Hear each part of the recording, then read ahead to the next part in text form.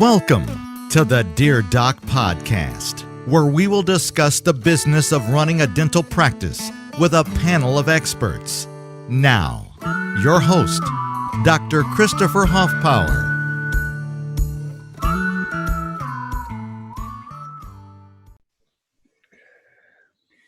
Hey guys, this is Dr. Huff Pallor, and I'm coming to you here today from my studio in Alvin, Texas. Now, today I'm really lucky and privileged to be joined by someone who's kind of, if I had a hero in dentistry, would probably be the guy. And that is Dr. Bruce Baird. You may know him from his PDA, Productive Dental Association. You may know him from Abela, a company that helps you to collect your AR in a timely fashion. Or you may know him from Compassionate Finance, that actually allows people to offer financing to patients who wouldn't get it through more traditional organizations. So it's with great pleasure that I welcome you here, Bruce. I flatter you every time you come on, but the flattery is absolutely true. I never would have reached the production or the success that I have without the things that I learned from you. So I thank you for taking that dumb kid coming out of, I was older, but I was still a dumb kid coming out of dental school. So I really thank you for the lessons I've learned. Oh, it's my pleasure. That's one of the fun things in dentistry, and I think you're getting to see that now. The things that I've actually been able to do over the last really 30 years, you're really getting a taste of it, and it's fun. And when you're helping people, you help enough people get what they want to, you're going to find yourself in a great spot some point. And I've just always enjoyed teaching, and I've got two daughters that are teachers, and I don't know, it's just something that's kind of in me. And I'm not one of those solo dentist guys. I've always had a group practice or other dentists in the area, because I like learning, and I like teaching. So that's been my deal. Well, I told you, very few people know, by the way, other than my wife and my best friends, that I guess I'm coming out here. I just recently purchased a second practice, and the first person I reached out to was you, actually, because I know you have a lot to teach about that. And I've always been a solo practitioner, so I can't wait to steal pearls from you there. They may be pearls before swine in my case, but I'll try my best. Bruce, one of the things that you've always said that I always have found in my heart to be my why, really. You've always said that you believed in doing well by doing good. And so you've actually come on today to offer some of the secret sauce for free to my listeners, because you know that a lot of people are having a really hard time in their practices rolling back up to pre-COVID numbers. And we were just talking, you're people who actually follow your scheduling protocols. They're doing great. They're doing what? You said 23% over pre-COVID levels for your old office? Yeah, they're probably at between 120 and 130% of what they were before. So we're seeing that, and I kind of predicted it, but you have to be ready for it. There were things that you have to be ready to do to be able to do that. And there are some states it's almost impossible to do because of the COVID and the rules and regs of that state. I think of Arkansas as one. You can only have one patient in the building at a time per provider. Whereas Texas, we've been a little bit more open, and so some of the other states have too. Now we're maybe paying for that now, but I think it's self-responsibility is this deal about, if you're going to get out, wear a mask and do the things you're supposed to do. But as far as we put forth, and I will be more than happy, and we can put on this recording, we have got an entire playbook that actually some of it may be a little bit obsolete because of PPP information and stuff that has changed, but we have about a 25 sheet deal that all of our PDA docs, we just put it out there, and I'd be more than happy to, anybody that wants it, we can give them a link to it, or absolutely, so they can do it. So more than happy to do that, because it really is helpful. Without further ado, let's kind of dig down into this. Tell people a little bit about your practice out in Granbury and what that area is like. And then we're going to talk a little bit, for those who have been living under a rock and don't know you, about what you managed to do at that practice. So talk to us a little bit about the area first. When I I got out of the military in 1984, and I came to Granbury, Texas, which is a really small town. Only had about 3,000 people in the town, and it's west of Fort Worth. Really beautiful. It was just voted one of the most popular places to go, because we have a town square, lots of antique shops, that stuff. But we came here, and there was one light basically in town. Of course, that's 35 years ago. Right. This area has grown and expanded because we live on a lake. And I grew up about 45 minutes from here in a town called Mineral Wells, but small town west of Fort Worth. And at the time, there were only 4 dentists in town. And so we came in, and it was myself and a buddy from the military opened up this practice. And we immediately, there also to kind of, I joke, but I tell people, I say, how many new patients do you think I saw per month when I opened in this town of 3,000? And nobody comes close, but they'll say 3, 5, 8, whatever. And I said, no, it was 300 new patients, because I happened to build my office on the road towards a nuclear power plant that had 16,000 employees. So I learned, I did on-the-job training on how to run a business, because I literally, there's no way I could run a business. And I joke, I couldn't run an ice cream cone stand, because I just didn't have that kind of experience. I've always had the entrepreneurial spirit. I've always had the thoughts that I love doing different things. I mean, I've always done that. But gosh, we went from myself, my partner, and 3 team members to 23 team members and 7 doctors in 12 months. Wow. And yeah, it was, and I don't even know if I've told you that story, but it's one of those things where it was way over my head. We did $1 million in production in our first year. And that was back in the 80s, guys. That says something right there. The $1 Million Practice, I believe the book came out in the early 80s, didn't it? The roadmap to the $1 Million Practice. You were already doing this.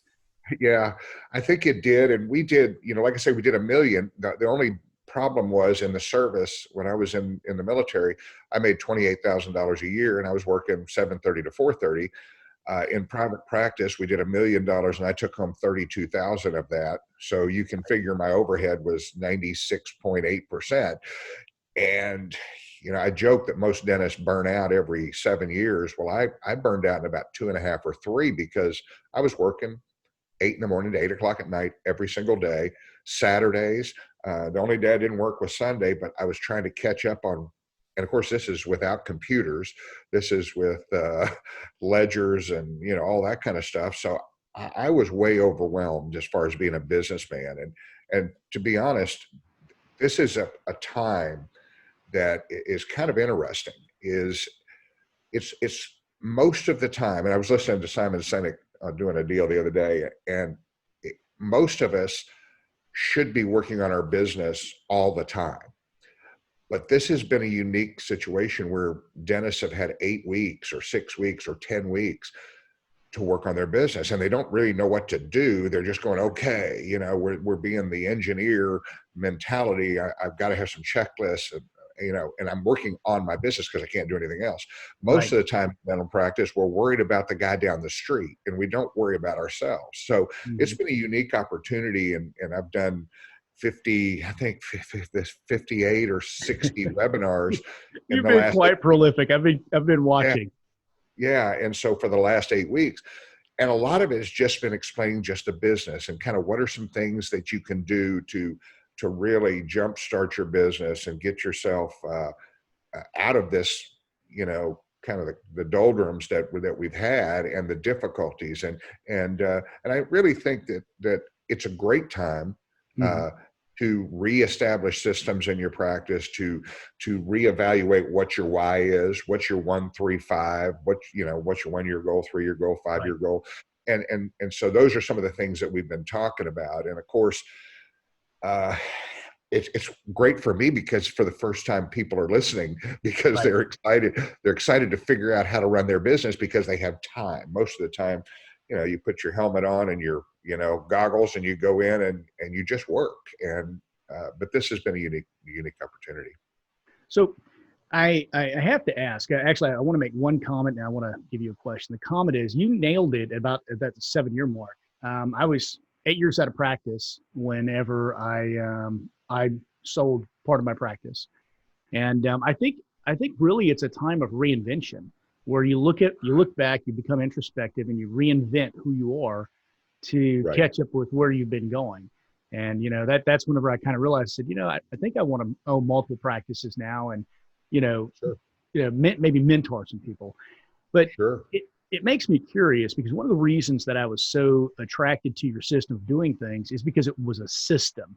It wasn't based upon warm fuzzies, and it wasn't based upon a lot of this hype that you get from a lot of folks. Either just do the work and the money will come, which is bullshit, because the money will also go just as fast. And Yes, sir. and the other thing is that people talk about having just this warm fuzzy positivity, and that's going to get you patients, and that's going to get you production.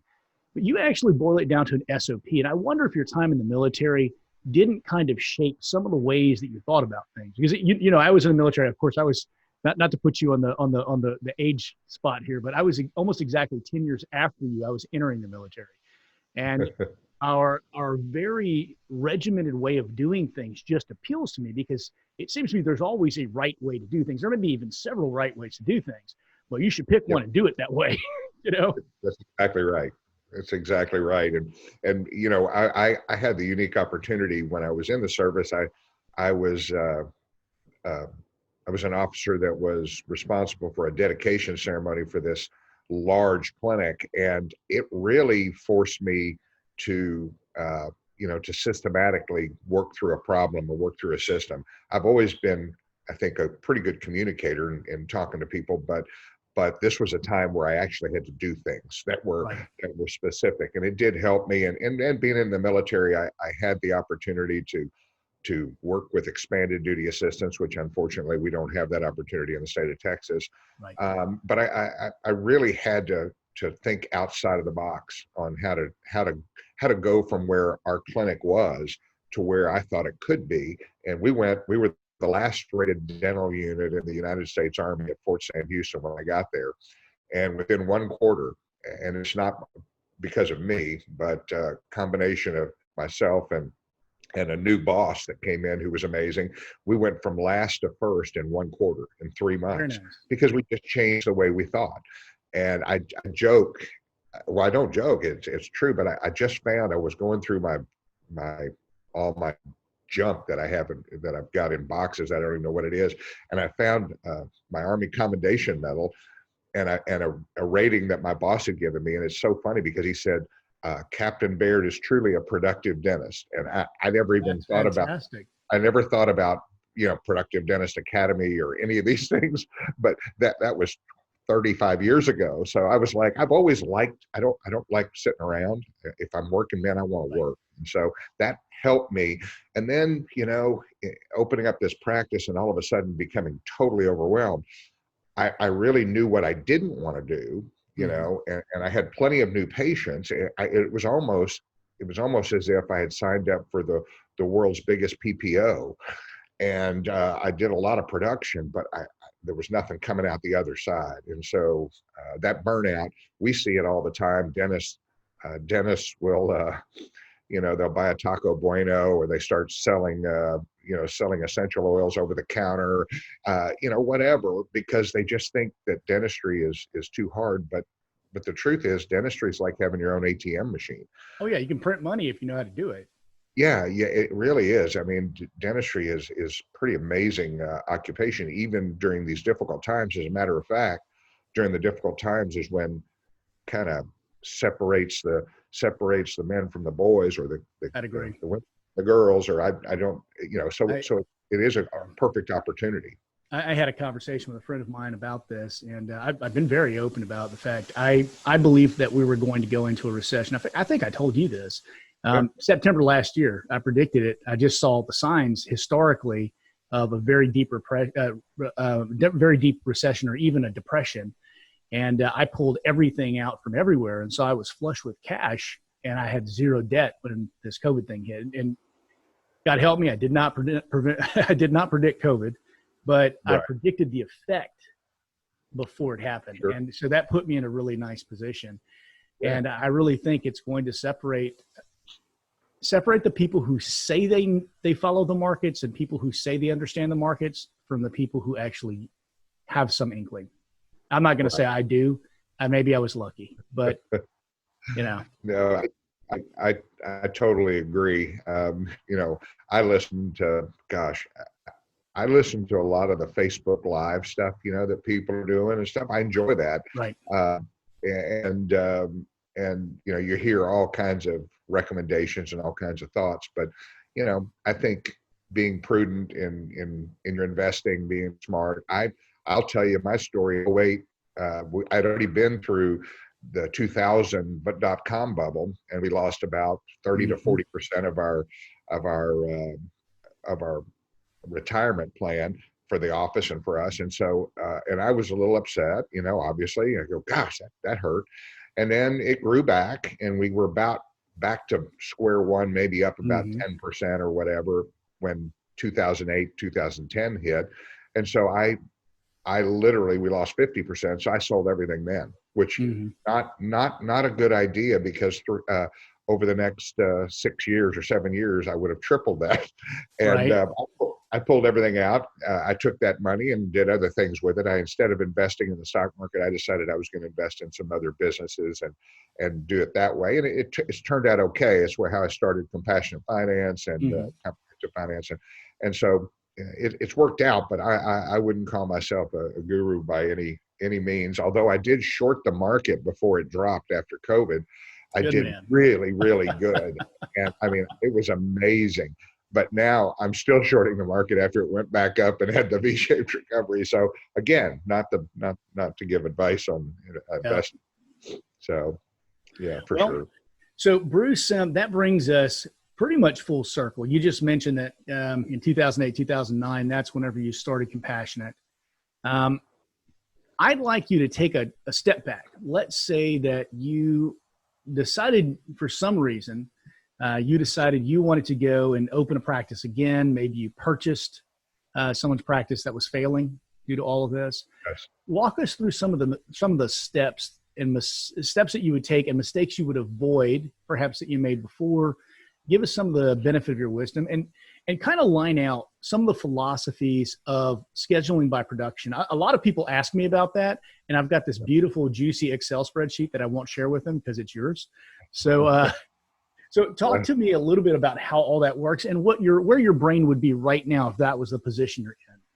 Yeah, if I was opening up a practice, just go down the street and open something up. There are specific things that I would do, and I would obviously I've always been a fee-for-service dentist, which that doesn't mean I don't see patients that are out of network with PPOs, but I've always said, yes, we take your insurance. We're an unrestricted provider, meaning I can work Absolutely. on anybody I want to. And so I would definitely have that in mind. I would also be putting an 8% of my budget, whatever I budgeted, 8% of that would be going to marketing, which most dentists are marketing at 1%, 0.5%, 1.5%. But I would be spending 8%, just like real businesses, business, which we are a real business, by the way, but I don't think a lot of us think of us that way. And so I would be marketing at 8% and attracting those patients that would be, that needed dentistry. I call it train wreck marketing. I love to market to people who need the services that I love to do. And so that's where that would go. You and I are on the same page there. I only market for the procedures I want to bring into the practice. That's it. Yeah. And then, so that's one thing I would do. Then on the other side, what I would do is I would be, obviously building, I would have financial options for patients that would allow me to accept pretty much anybody, and understanding, I know you understand compassionate finance, but that's allows us to do that. Right. But then most importantly is where do I put them in the schedule? When patients do come in, what do I do? And step one to me is the comprehensive exam. Right. I made the mistake of having all new patients. I had to, but when I first started, they all went through hygiene.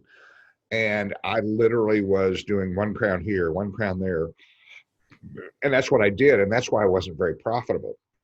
But I was very productive because I was, I knew how to do, and it's Right. not about speed. It's just, people always think being productive is about speed. It's really not. It's just about doing procedures that actually bring revenue to the practice. And most dentists can do that. I mean, when you were doing $4,000 a day, it seemed a lot harder than when you're doing 14,000 a day, Right. or 20,000 a Yeah, day. because I was torn. I wasn't efficiently scheduled. You can't be in two places at once, much less three. And so That's right. if your schedule is not tailored in such a fashion that you know where you are and your team knows where you are, and guys, this is a team driven thing. This is not a dentist driven thing. You have to 100%. teach your team to think this way. But if you can schedule to where you can go from room A to room B to room C in a very nice natural flow, you're not so tired at the end of the day. You're not stressing with the hygienist waving at you from the door like, I'm ready for a hygiene check. And none of that crap happens, or at least it happens in a much more limited fashion. It does. And so, what people, tend to do, and I jokingly say scheduling in 90%, 95% of dental practices is like you have a giant schedule on the wall and your team up front are throwing darts at it. So a patient calls up and says, I'd like to get ready for this. Okay, hang on a minute. Okay, that'll be Wednesday at 2. In other words, Right. there is no intention. It's not an intentional activity. But what we know is that scheduling is an intentional activity. And Yes. it's something that the way that we've done it, and it's very different, kind of across the board, it's different. But I began looking at, we don't schedule based on time. That was started, I think back to one of my mentors, Tom McDougall here in Dallas, who's still practicing. And he started at least as far as I know, he started the X's and slashes, meaning the doctor's time and assistant time. And even Dentrix has what's called perfect day scheduling. And what that means is there's no X's next to X's next to X's. So that's where the doctor is.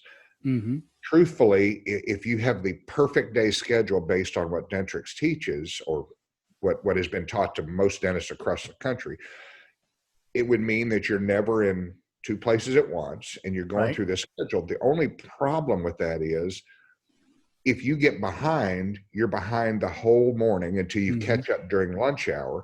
And absolutely, the same thing happens in the afternoon. So you work till 6 or 6:30.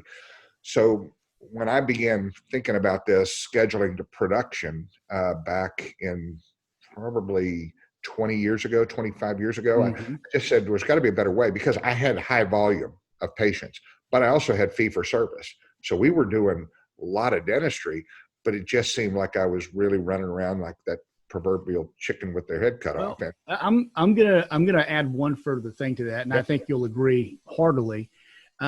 Even if you've got the appropriate amount of time scheduled for what I call turnaround, our rooms have a 15 or 20-minute turnaround depending upon procedure, but I'm not going to get into that. I know you know what I'm talking about. So even if I have the correct amount of time scheduled, I can still work my butt off and not be profitable. If my first thing in my column A, and folks, I practice out of 3 operatories. And so if in column A, I've got a crown seat, and in column B, I've got an ortho delivery. In column C, I've got a hygiene check, and I'm not in the same place in any of those at the same time, I've still just made no money. And so what you have to do is you have to look at the amount of production that's being created, new production, that's being created in those columns. Now, things get tricky when you're talking to team members, whenever you're discussing things that have been prepaid versus things that are being paid today. And I'm going to invite you to speak on that, because I think that was where you were going next. That's an ortho conversation too, by the way. I see that a lot. Well, I've already done it. They've already paid. Now I'm seeing them all these times. What's important? And it goes back to running a business. And what's important is to know what your numbers are. We call it profitability incentive point. You can call it BAM, bare ass minimum. You can call whatever it is, but it's that point to where you've been paid a fair compensation, your team's paid, you've paid all your bills, everything's paid. There's a number there. And I used that number for me was 35% of what I did in my practice. I wanted to make sure I took home before I started paying bonuses and doing lots of other things. In other words, what would it take, bottom line, profitability incentive point, which what that means is for every dollar above that PIP, the overhead's no longer 65% or 73, the average office, or 58. It's now 20%.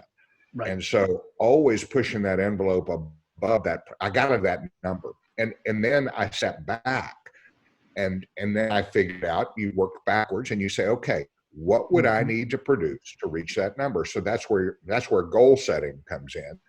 And so you got to know where you're going. You got to know what you're going to produce. And I don't mean an esoteric, just like, oh yeah, we're going to produce, we're going to do 800 an hour this month. No, you have to work backwards from your salary. That's exactly right. And so I could always tell you, we call it predictive analytics. We go in, we can predictively tell you what our production and collections would be for next month. I could predictably tell you what my expenses were going to be for next month. Right. I'm not talking about the average dentist who gets something from the accountant 2 months after the fact and goes, well, I thought we had a good month, but this doesn't show it. I was constantly doing that, but scheduling plays an important role. And I use three ops the way that I practice, and each op had a separate dental assistant or treatment coordinator. They were responsible for that room, but they're also responsible for each other to be putting cases where they know that I could do it. So it takes a team to really be highly productive to the levels that, that you've become, and to the levels that doctors who produce high numbers. And it's not about the numbers. If I'm producing, I simply say, if I'm personally doing 100,000 a month and someone else is doing 50,000 a month, I'm helping more people, or I'm doing more procedure, whatever it is. So I always look at it as doing good while doing good. I'm going to help you, and in turn, that's going to help our business. And so my chair side, they also confirm their own patients, which is really weird. But I know that somebody's not going to cancel on Summer, and they're not going to cancel on Gay, because they have a relationship with Gay. Now they'll tell Julie at the front desk, oh, and they got a hair appointment that I forgot about. But if they tell that to Summer, Summer's going to go, a hair appointment? You got to be joking me. Get your rear end in here. And so they can, because they can do that. And it goes further than just the relationship. It goes to something I call agreements. As you form a relationship, you form agreements on what reality is, right? And you sell to a person's reality. It's not always your reality, but you have to understand what the patient's reality is. And I think it's a big part of something you teach, which I believe you call it framing, or you call it, your first 5 minutes in the chair. What is your term for that? I'm not sure what you reference, but I call it an agreed upon course of action between two parties. That's the relationship. Linking. You call it linking. Yes. Yeah. Linking is extremely important. And, because I want to find things that we have in common. Exactly. And so then I become not just, Dr. Bruce or, Dr. Baird. I become, okay, you're my bud. And now we're talking. I love becoming a consultant to the patient, not telling you, well, Chris, you need to have this done, and you need that, and you need this.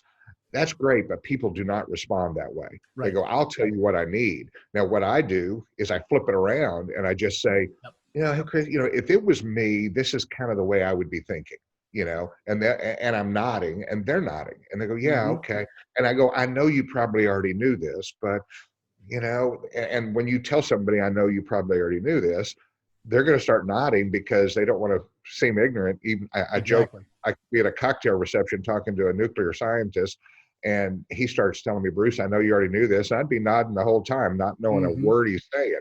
But it's getting people into the right frame of mind to hear what you're recommending, and then putting them in the schedule in such a way that meets your goals. So if you have a goal the average dentist now is doing $425 an hour. To me, it's hard to fathom, but but still $425 an hour, that's $3,400 a day. And, so $3,400 a day, that's the average dentist. What I do is say, step back and say, what if you wanted to do 500 an hour? Not 425. What if you wanted to do 500 and you had a patient come in that needed 2 crowns and 2 buildups, and it was going to be $2,000, and the patient, and I said, how long, and you've heard me say this, but I say, how long is it going to take you to do that? And people say, oh, half hour, I'm talking about doctor's time only. Half hour, some people say an hour, some say an hour and a half. Whatever they say, it doesn't matter, because I said it depends on what your goal is. So how long do I schedule? If my goal is 500 an hour and I have a patient that needs $2,000 worth of work, how long do I schedule? And the answer is I schedule 4 hours. And people go, they freak out when they see that. I know. They don't understand that scheduling those longer periods of times makes you so much more productive. Right. And I'm not tied to the chair, because during that hour, now I'm the one who set the goal at 500. I know nobody else did. And so my goal for that day is to find two people that need $2,000 worth of work and schedule them 4 hours to each one. Now, at least I know I'm on goal for the day. Anything else I put in around that, my team knows when I can do it or not, then it's just all gravy train above the 500. And so what you find is, once you understand how to schedule based on productivity, it becomes the only way you think about it. Right. And these docs go pretty rapidly to 1,000 an hour, to 1,200 an hour, 1,400 an hour, 1,500 an hour, when they've been at 400. And I can tell you story after story after story of doctors who said, well, it's not hard to do this. In fact, I have more time. And I have more time. I have more time to take care of my patients. I have more time to build relationships with them, as opposed to this Crown of the Month club. The other thing that I would do, you asked me if I was open, I would make sure that I'm doing comprehensive exams on every single patient. Now, I want you to explain what a true comprehensive exam is, because you and I both know most people have no idea what a comprehensive exam is. Right. Well, one of the things that really helped me is one of my mentors, John Coyce, and John and I have been friends for a long time. But John is, you're talking about a systematic dude that, John is like, he is very systematic. And he started talking about risk factors. And when I heard that 20 years ago, it just kind of hit me between the eyes that, yes, people are either high risk, medium risk, or low risk for periodontal disease. The same for wear, erosion, and decay. The same for, so you have perio, you have that, you have, aesthetic risk. You have some people who, when they smile, they show everything. They are at a different risk factor. And then functional risk, people that are grinders and clenchers and have TMJ issues. And so I walk through those systematically, perio first, then the decay, then, and I actually do this with the patient. And I added a couple extras. I added physiologic risk to his list of 4, because physiologic risk to me is thinking about sleep apnea and how does that affect my dentistry that I'm doing, because it does. And then finally, I call it the psycho risk. That is this patient crazy? Do I really want to work on him? I know, and that's exactly right. This is time to invite them to go see my friend down the street who is much better at this than I am. And that's where you send those people. And then they end up sending you back people. So you have a great relationship with somebody down the street that you're always sending patients to. But, so that complete exam I go through, and I do it in a way that I seat the patient back, and all I'm doing is looking at risk factors.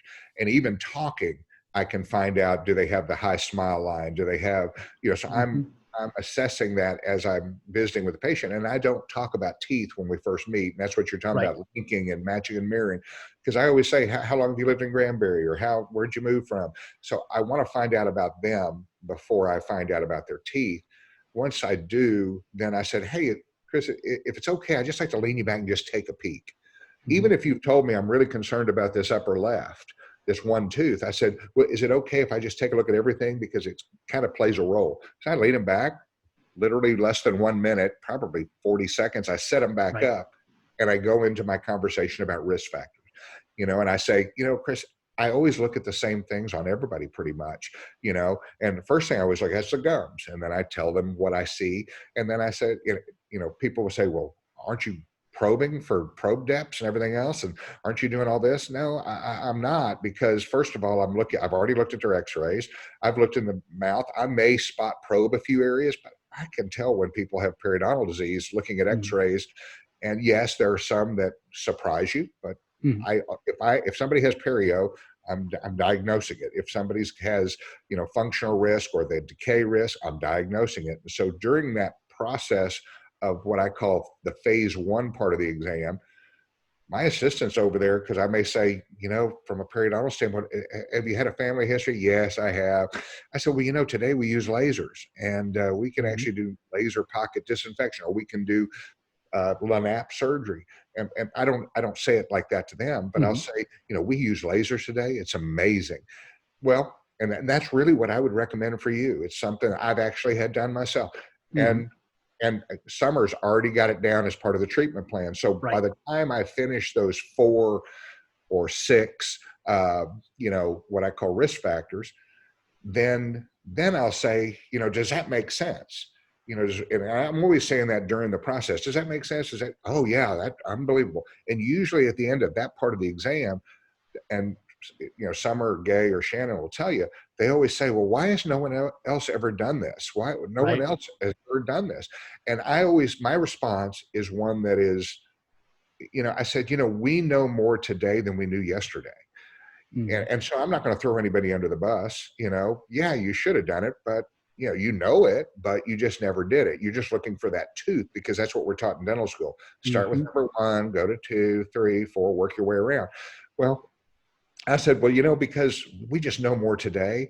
And what I want to make sure of is that if we're going to do dentistry, there's no reason for dentistry not to last a lifetime.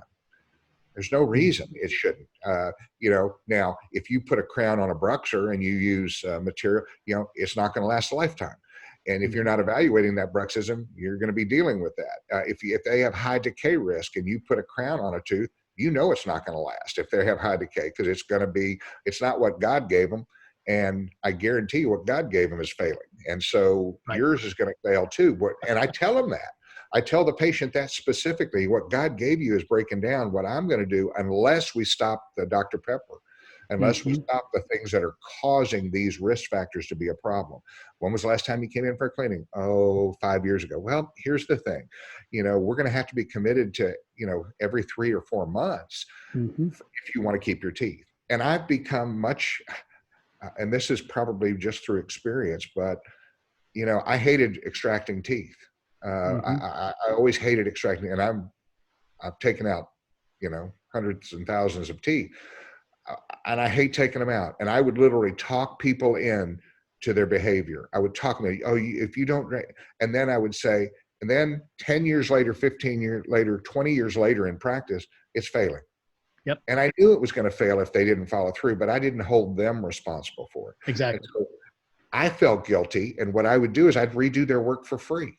Let me redo this. Let me redo that. I always thought it was my fault until I started looking at risk factors. Now I said, if you don't do these things, this crown won't last. I'm very honest with people up front, and they appreciate it.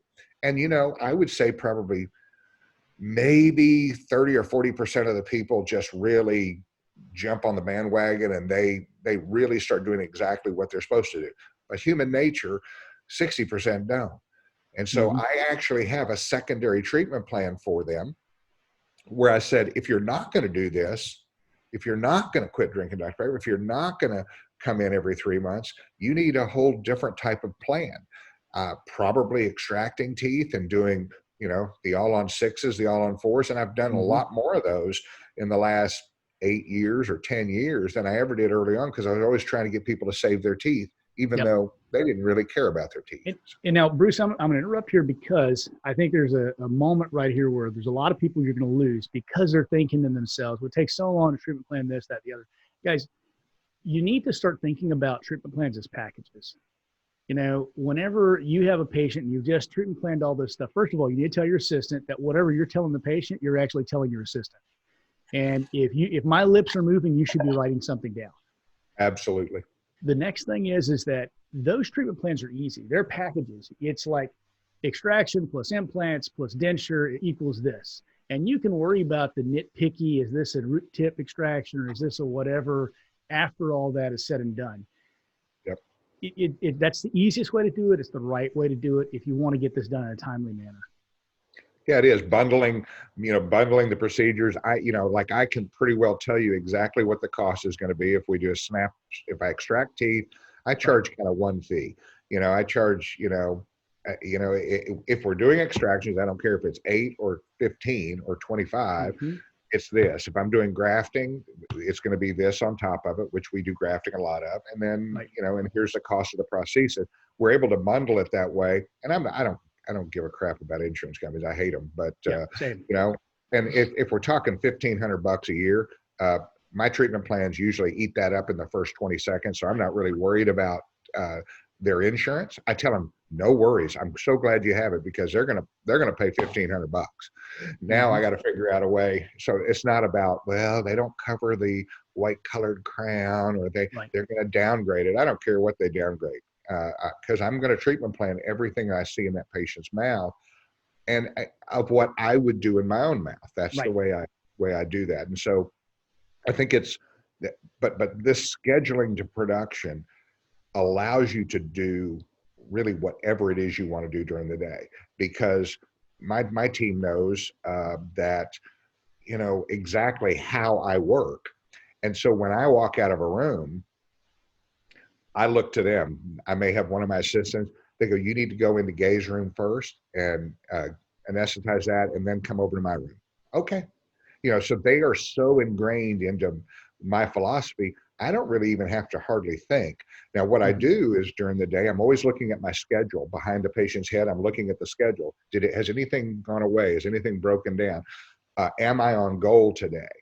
And I might also, if a patient's sedated in that chair and I'm in that room, I may go in and look at some of my patient notes for the next patient. Oh, they were going on a cruise and everything else. So when I walk in, I'm going, dude, how was the cruise? I mean, I've been wondering.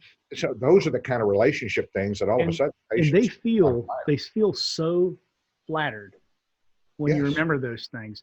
One of the biggest ones for me, noticing when a woman has new shoes or noticing when she has a new hairdo. They are flattered. I just tell them I grew up with 3 sisters and they'd beat my ass if I didn't notice that they changed their hair. So I pay attention. Well, I do the exact same thing. I said, I've got 4 daughters. So, I'm always saying, oh my gosh, those are cute shoes. And I don't just say, I'll say, where did you get those? My daughter would love them. I know. And that's exactly what I do, So it's just awesome the way that is, the way, because you can build a relationship with somebody. People want to be liked. They want to know that people pay attention. And same thing with the hair. And I joke, in matching and mirroring and everything else, I become a little old lady. So I walk in the room and go, oh my gosh, how are you? It's so good to see you. Oh my God, exactly. You interact on their level. In dentistry, we're taught get down on eye level. Well, the get down on eye level is to make you more like them. It's not necessarily an authoritarian thing or whatever. It's to make you as similar to them as possible. 100%. And that's what we do, just you should. You taught me that. We just want to be in common. I want to have things that we know. A guy I might say, he lives over on Pebble Beach Drive over here in Harbor Lakes. I said, do you play golf? He goes, oh yeah, I love it. I said, what kind of clubs are you using? I'm using those. I said, I've not tried those. What's your experience been? Oh, I love them. I'm just getting to know them, Right. Yeah. And what's funny is my daughters always laugh at me because I start getting accents like the people I'm talking to or whatever, but they do the same thing now. And I mean, they literally do the exact same thing that I do when they're meeting people and when they're talking to people. So it's something that will help a person throughout their life if they can learn to communicate with somebody and to become friends with that person in a very short order, just very quickly within 3 minutes. People say, well, I don't have time. I'm running by, I don't have time to do that. It's only 3 minutes. Right. And it changes everything because now you have a patient who's committed and wants to do more dentistry because they trust you. And guys, the patient that is going to tell you their whole life story is going to still happen. Bruce, I don't know about you. This is what I'll do. Someone's telling, and then this dentist, sweetheart, I'm so sorry. It sounds like you had a rough road. And while I wasn't there and I can't make judgment, I'm going to do my best to listen to you and to make sure that we do the right thing for your mouth. Give me a hug. As soon as you give her a hug, they shut up. Yep, that's okay? True. I love it. I love it. And you know what else? And this is one thing that I also do. It's a nice thing about being a fee-for-service dentist. If they're one of those people that's complaining and griping and they're gripe, I let them talk. And for every negative comment, that's $250 added on to their treatment plan. That's part of the psychological risk factor. So if they say 10 negative, stealing that. if they have 10 negative things, that's going to be an extra $2,500 onto the treatment plan. That's called a reconstruction fee. That comes from the old days with Dick Barnes. But this is your reconstruction fee. Now, I know insurance doesn't cover this, but this is because of the complexity of your case. And my hope is at some point, they say, forget it. All right, I'm going to go down the street. That's ridiculous. And that's okay, guys. It is okay to lose patients because they can't afford it. That's right. That's fine. Or they don't value your services enough to find a way to afford you. Okay, guys, so we're going to get right down because we've gone far afield just because I enjoy talking to you. And I enjoy picking up the tips that you've accrued over 30-something years of practice. So let's get down to the nitty-gritty, the nuts and bolts. Last Thursday, I had a patient come in. My morning from 9 o'clock until noon was booked out by, and I'll say I break your rule, Bruce. I make a hard break at noon to 1, and no matter if it's a $30,000 case and it takes all morning, it'll only get packed into that 4 hours of space before lunch because usually, I restart in the afternoon. So morning, I've got 5 implants on the upper. We're going to be doing a implant supported denture.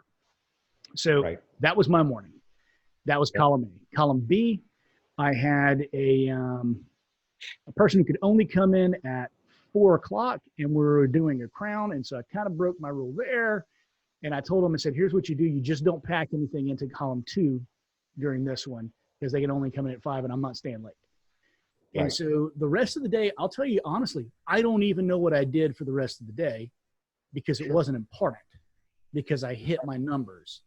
And, between 1 o'clock and 4 o'clock, I could not tell you what I was doing. I might have been on Facebook. I might have been doing hygiene checks, what have you. The only thing that mattered was where was my meat and potatoes for my practice and where was that scheduled so that nothing else conflicted. Yep. I agree 100%. And that's the way that scheduling for production works the best. Right. It's when your team knows what you can and can't do.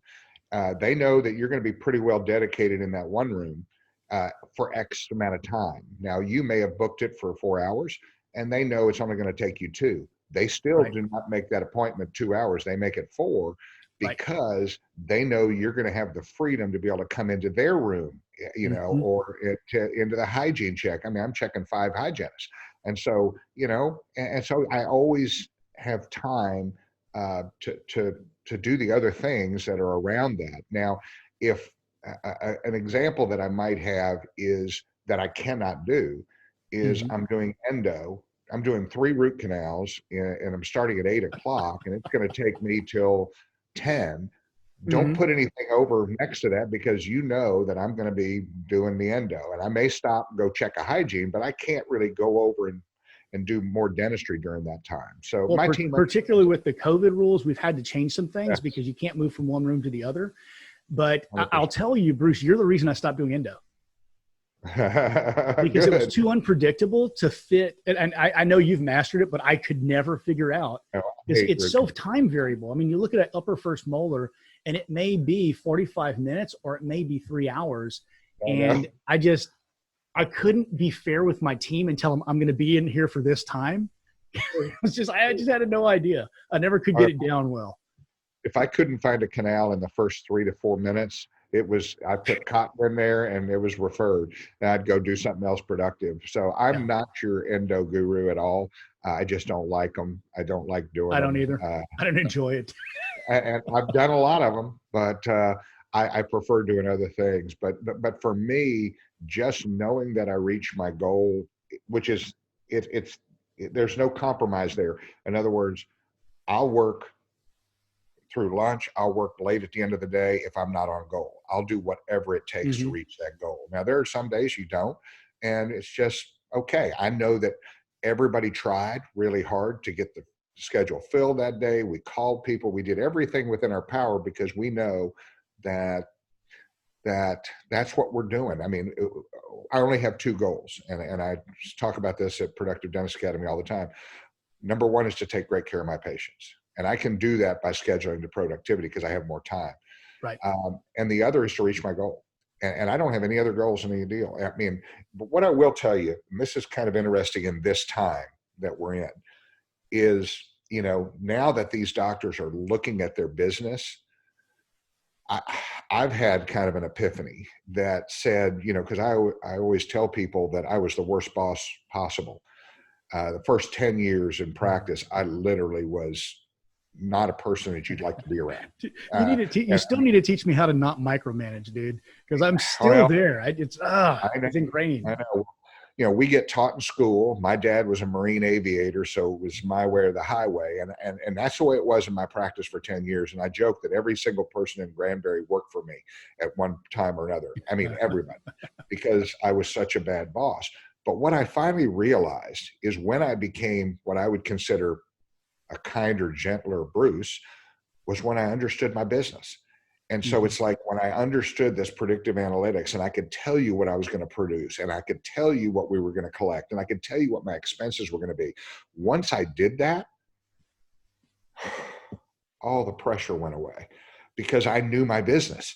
And I was not nice because I was frustrated by my business. It wasn't the employees. I mean, and I used to think employees just came to work just to piss you off, but that's obviously not the case. They want to work a place that they're happy and having fun. But all of a sudden, when I understood my business, then I could give them instructions or help in areas and explain it that way. Explain it, be totally open in explaining how the business runs. And I have no problem with that. So once I learned my business, and that's what I'm telling docs now, take this opportunity that you have and learn your business and learn predictive analytics, learn those things, learn how to schedule to productivity, learn these things. And I promise you're going to find that at the end, you're winning. You know, you're winning, and you're winning in a big way. And, you know, Bruce, what you're saying there is it's so true. I'm gonna go one step further. I think that most doctors don't understand that when it comes to management strategy in your practice and growth strategy in your practice, that there are levers and there are dials. Levers make large sweeping changes and dials fine-tune things. And the less you know about your business, the less you realize which are which. And so you begin obsessing over the small things that you feel if you just got right, that everything would change. But in reality, you can't make chicken salad out of chicken shit. You've got to fix the big problems, and then you can fine tune. Well, I'm going to steal that from you then, because I love that, the levers and the dials, because awesome. You know, it's so true. It is so true. And I didn't know what to do for the first 10 years until finally I really did delve into, this is a business. I want to understand this, because I started having time to understand it. But what I would tell you is, if I'm just opening up a practice and everything else, I would just understand that business so well. It's hard to do predictive analytics when you just open, but if you don't start when you just open, you're never going to start. And so what you do is you begin making, well, I think this is what our goal is going to be. I'm committed to it. This is what we're going to do. Okay. We didn't get the number of new patients in order for us to do those goals. And I'm not going to be upset with my team, you know, so this is a marketing issue, or this is it's rarely, it can be a team issue, but in my experience, it's rarely the team issue. It's usually between right here and here, They just want to know what to do. In most cases, people want to be led. And if you can't convince them that you can lead them, they'll never follow. And even I still struggle with this sometimes. I've got this one assistant. She's been with me, God, forever. And she has her way of doing things. Well, she is about to leave because she finally got into hygiene school. It's her dream. And so I'm having her train someone else. And she is, for every bit of amazingness that is in this woman, it is countermanded by the fact that she hates to train people, and she sucks at it. And Savannah, if you're listening, I love you, darling, and you know it's true. So the thing is, the other day I had a conversation with her, and this is, I think, a lot of dentists. That's why I'm bringing this up. We're sitting there, and I'm talking to her, and I said, "So, did you let her do the thing?" And she said, "Well, I taught her how." I said, "Hold on, teaching her how, was that her doing it while you watched over her shoulder to make sure she did it right, or was it you doing and explaining what you were doing to her?" Well, I just did it and explained it. You can't do that. You have to let them do the process, and you watch over and you allow them to make mistakes, because that's where they learn. Well, I don't have time for that, doc. And I said, okay, so when she knows how to do this, you have an hour more in your day. Yeah. I said, so how long is it going to take you to train her? Well, at least 2 or 3 hours. I said, so you make that up in a week, you know? That's right. That's right. So true. So true. And you know, I've got a team that been with me for, one assistant over 30 years, 120 and 110. And so, you know, the better you can take care of your team, the longer they're with you, the better you get. And so it's worth the commitment on your part to, you know, if they're packing cord, you pack cord for them, show them how you do it, then let them do it and look over their shoulder. So absolutely, watch one, do one, and you know, and they become really good at it. But then by holding them accountable, I'll use the example, let's just say making a temporary. I want a temporary made that I would love in my own mouth. right. I mean, it's so smooth, it's polished, the margins are good. And if I've taught somebody to do it that way, and then I come in to just do a check and they've got the temp on and it's not what I'm expecting, then that is what I call a training opportunity. I said, remember when we talked about the smoothness of that this is something that I really want to make sure we're polishing those. Yeah, I was running behind that day and I go, no worries. You know, whereas before I would say, I don't give a shit if you're running behind, you do it right. But this way I'd say, you know, I understand, but let's make sure that we get those polished. Let's make sure those margins, because I don't think you would want that in your mouth, and I know I wouldn't. And they go, you're right. Okay. And so it's not an attack on an individual. It's right. It's basically, if I tell them how to do it and they're doing it, like Summer in my office, I mean, her temps, I can't tell that that's not the real crown. I know. I'm looking at it, I'm going like, which tooth are we working on? You know, which Savannah's the same way. It's so amazing. I'll be honest with you. Her temps are so much better than mine at this point. Oh yeah. Mine too. I mean, we do full arch, you know, we're doing full arch cases, and Summer will have these things looking, and she'll go, I'm having a problem with this. And I look in there and I go, yeah, this is beautiful. You know, that sounds hard. I'm going to go back to my office. Yeah. You just keep working, and I don't want to mess you up. So that's the deal. Well, Bruce, thank you for coming on today. And I want you to I'm going to give you the rest of the time here. I want you to take just 3 minutes, because I think you can do it in 3 minutes. Explain the entire idea behind scheduling by production and how to do it. Give them an example in a 3-op practice and in a 5-op practice, with $800 a day as their target goal. 800 an hour. Yeah. I'm sorry, 800 an hour. Yeah, 800 a day is what some of them do. 800 an hour as their target, and just go ahead and take it from there. Yeah, I mean, bottom line, if you're going to be scheduling for production, you know, you have to do that comprehensive exam, and you have a treatment plan that comes out. My average treatment plan in my office is $13,000, whereas some dentists just right out of school, you might be at $3,000, you know, as your, and that's okay. You're going to need more new patients than I do, if that makes sense. So what you do is you start to take these procedures and you put them into your schedule based on production. So if you have a $2,000 case and you want to do 800 an hour, you're going to be scheduling that about 2.5 hours, but it's not going to take you that long. And if it is going to take you that long, that doesn't become one of your blocks that you use for this productive scheduling.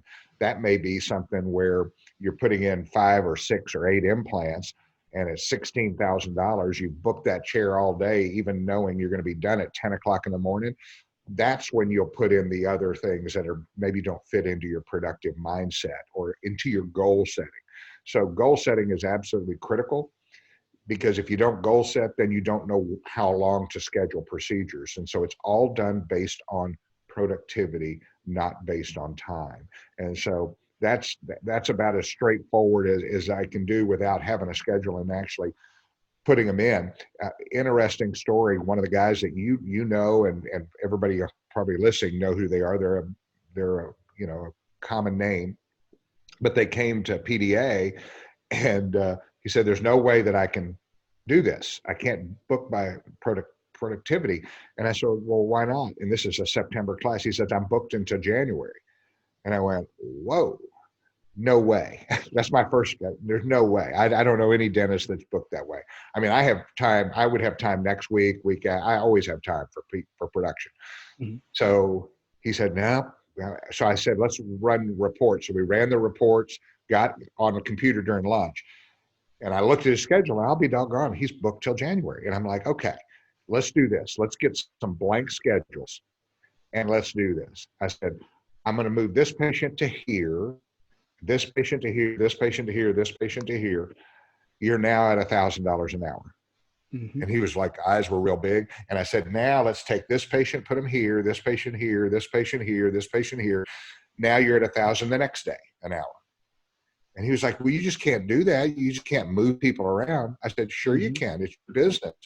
In other words, it's an intentional activity. Right now, you've got emergency buccal pits in here, that are taking up your schedule. And there's no such thing as an emergency buccal pit in my practice. I mean, I'll do that in the hygiene room.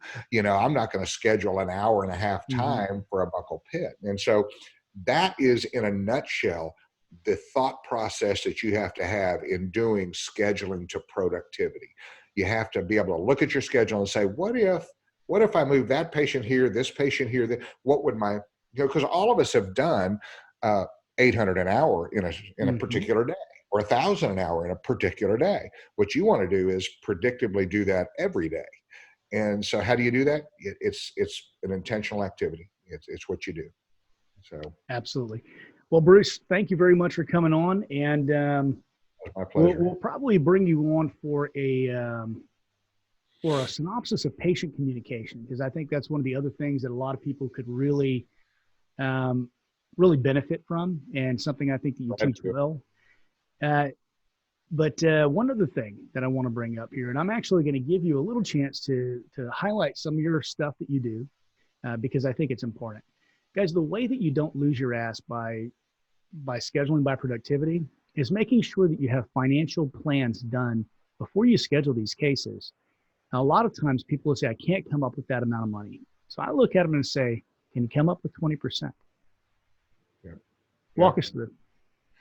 Well, Compassionate Finance, we started it 10 years ago, and it's basically helping docs.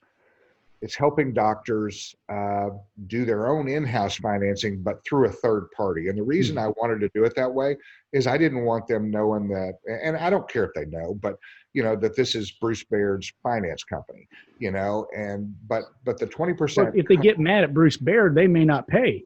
But how are they going to get mad at the third party? Exactly, 100%. And we know it to be true. When we first started that company, to be honest, there were no metrics. There were no metrics on who defaulted, who didn't, because there was nobody doing what we do. And today, after over 80,000 patients, we have the metrics. We know beyond a shadow of a doubt, this patient has this % chance of failing, not paying. And people say, "Well, what if they don't pay me?" I don't worry about that, because this is interest. You're doing interest on your notes with these patients, and you're not putting up money, you're putting up your time. And so that's where Compassionate Finance, it's COVID proofing your practice. Really, it is recession proofing your practice. And something that I just realized in doing some more Excel spreadsheets, which I love to do, but I just Good God, realized, yes, you do. just realized something 3 weeks ago, and you're going to see a whole new push in a different way with Comprehensive Finance, which is the company that actually runs Compassionate and Abela. But what I realized was, if the average dentist is doing about $15,000 a month take home, that's $175,000 a year. So that's what they're making. If you want to double your income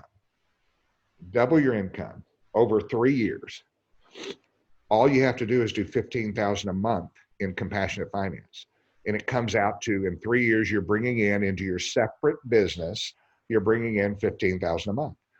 And you're not working on that $15,000. That is recession proofing your practice. If you're doing $25,000 a month, do $25,000 in Compassionate Finance, and in 3 years you'll be doing $25,000 a month coming into your business.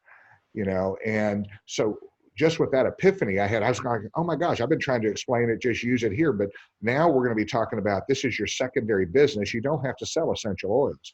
You just have to do a few cases every month that are helping people that need the help. And now you're going to be doing good while doing good, because we have docs right now. And this is what came to the realization during COVID. We did a webinar last Monday night. The guy said, oh yeah, I was getting $18,000 a month in. It paid for my rent, paid for this, paid for that. He says, I went through and got the PPP anyway, just so I could be in a better cash position. But he says, I wasn't stressed at all because I knew I had that money coming in. So that's Compassionate Finance kind of in a nutshell. If patients don't pay you, it's okay, because I expect it. And I know that interest off people who do pay offsets that risk. So Absolutely. And to give a personal point on this, I called you right after Harvey, and I told you thank you. I don't know if you remember that or not. I do remember, but yeah. We had no production because the whole town was destroyed, and no one was scheduling anything. They had bigger problems. And Compassionate Finance got me through that. With the money that was trickling in, I could still pay my rent and pay my utilities, and pay to keep my vendors happy with me. And so I came out of that smelling like a rose. You did, and you did that for one reason, because you helped other people. You helped them get the dentistry they need and deserve. You helped them by giving them decent financial arrangements. Everybody's fighting for the same A and B patient, which the third-party financing will finance them. But nobody's helping the CDs and E's. Did I tell you, I think I tagged you in something the other day. There was one of these big finance companies, and they said that a 680 is a poor credit rating, and that they wouldn't risk loaning to a 680. My average at Granbury Dental Center is 579, and that's over $1.2 million, and we're collecting over 107% of our usual fee. So, and that's after expenses that Compassionate Finance charges, and it's after a set default. So I'm like, it's like gravy train, and you're doing what you know to do. You know how to cut. If you can cut 5 crown preps instead of 1, you just created paper that's going to pay you for a long time, and it's going to support your business in times like I can promise you. Third-party financing wasn't helping you when you were shut down for 8 weeks. They weren't saying, guys, I'm just going to go ahead and send you $15,000 this month. No, it's not. And I know that 95% of the people out there are good people, and they want to make their monthly payments, and they want monthly payments that they can afford. And if we can find ways to do that, which that's what Compassionate Finance does. And by the way, I don't know when this is going to go out, but we've had no setup fee of $1,500 for Compassionate Finance. That ends on Wednesday, I think. So if anybody is interested, that saves you $1,500 right there, and you can start using Compassionate. We've actually, by doing this during this time, and it's possible we're going to extend it, but I wouldn't count on it because we've signed up more people in 10 weeks than we did all of last year. Yep. So that's where we're at. So if anybody's listens to this, just go to compassionatefinance.com, ask questions, and they'll get you hooked up. Excellent. Well, Bruce, thank you again for coming and joining us today and sharing your wisdom. Oh, thank you, man. It's my pleasure. I love teaching. I love, just sharing, because I mean, believe me, when you make 32,000 and do $1 million in production, hopefully you learn something from that. And so there's no perfect way of doing anything.